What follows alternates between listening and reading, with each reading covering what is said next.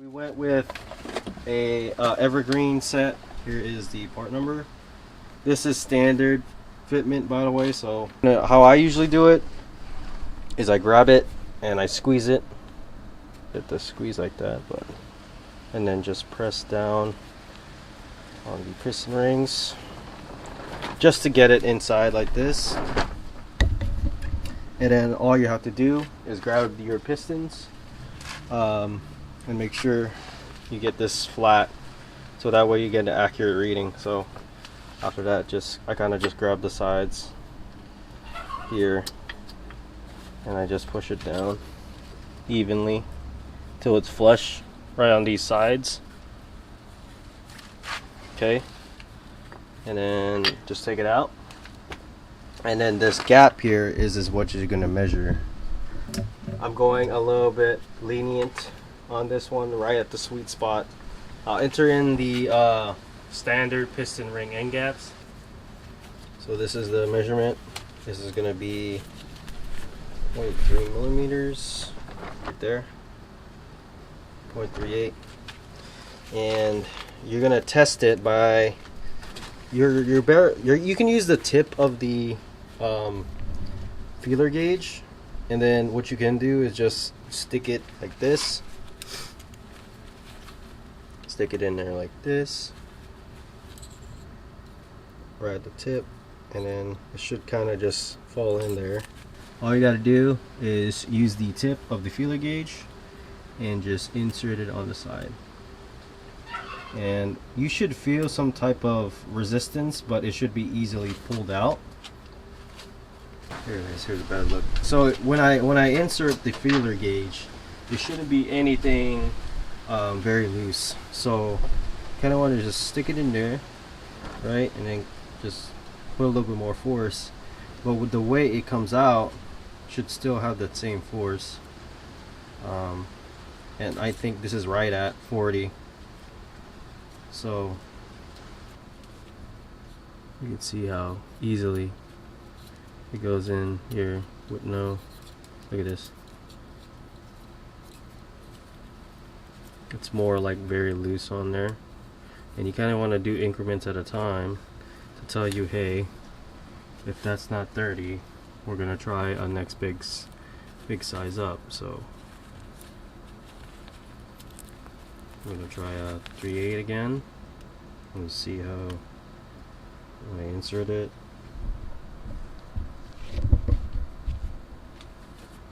It's easy, so, or it has a resistance. It gets stuck right here, right? And then when you push it further, it completes and it comes out the same resistance. So same thing, you just want to grab the two ends there and slide it up and do the reverse order how you took it out or put it in. This is the second ring, so this one does have a little marking on here right on the top, nothing on the back. It also has this chamfer to it. I don't know if you guys can see it, but there's a chamfer here, which I'm assuming it goes on the bottom. Squeeze it, send it in the middle, okay, and then just push the ring down. You might have to help it a little bit, so there you go. Push it to where it just gets in there. And next, grab your piston again, lay it on top, and just evenly push down on these. I guess it's a crown, but, and then we're just going to make sure we hit it flush right here, and you can remove the piston. And again, you can use the tip of it and just stick it in there. It should feel some resistance, right, when you first stick it in there, right? So you can see it just went in there like that, and then full insert. When you release it, it should feel that same resistance, and it does. I feel it.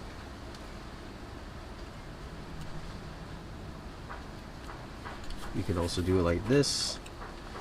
Same process as you put it on flat like that. Let's try it with the 3.0 just to see how easy it is to get in there. As you can see, same process. It just slides in and out. You can feel it too, so there's no resistance right here. Alright guys, we made it to the vise here. We still have our head right here. We're about to install those head studs, but that will be on a later date. But here are the 6-bolt rods. I went ahead and went to a local machine shop of mine, and they went ahead and pulled out the original pistons, and yeah, they saved these. These are probably the golden ticket nowadays. So you want to make sure that, again, there's no major scoring on the rods itself. You want to make sure also it's kind of straight.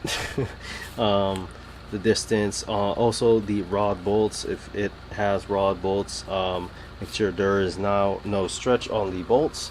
There is also cross hatching inside where the wrist pin goes, so want to make sure that so once those all checked out, you want to grab these rods, and we're going to actually heat up the small end of the rod so we can fit our wrist pins in there. So these are 6-bolt rods. 6-bolt rods have the 22 millimeter bigger piston wrist pins. So you want to make sure you match your wrist pin side to your pistons and your rods. You kind of want to make sure you do that. You can also modify the wrist pins so you can fit a combination of different parts, but in this case we're going to be running like this. Of course you want 4 of them because there's a 4-cylinder. Just a couple more things. Also, these have markings on one of the sides here. See, there's markings right here. Other one doesn't. You want to make sure this side is facing the timing belt side. Just make it correspondent with the arrow on the piston. So again, these are D&J pistons, evergreen eBay rings, and just the stock, good old stock 6-bolt rods with unstretched bolts. So let's go ahead and mount this on the vise, and what we're going to do is just carefully heat up the small end. That way we can slide in this guy. So piston goes in like this. Yeah. Your rod caps are properly marked. As you can see, just go ahead and grab one of those. There's also like punches you can get that actually has numbers, which is kind of cool. But just want to make sure you identify what side it went through, so you're not kind of breaking shit. So, but also it kind of only goes in one way, because if you see in there's tangs, and that only goes in a certain way. So let's go ahead and go on with this. So we're going to heat this up and yeah, install our wrist pins. Let's actually get that kind of prepped here.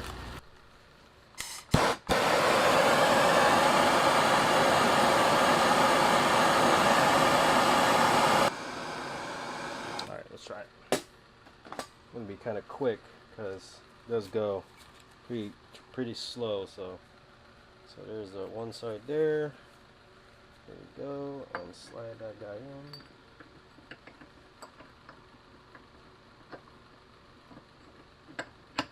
There you go.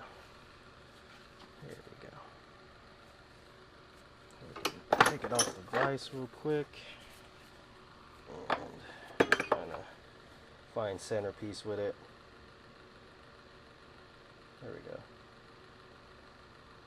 It was a kind of quick movement, so that should be good. After that, it kind of cools down, and it should just hold on the wrist pin itself. So just make sure that's good. We'll make it actually kind of sit here for a minute. So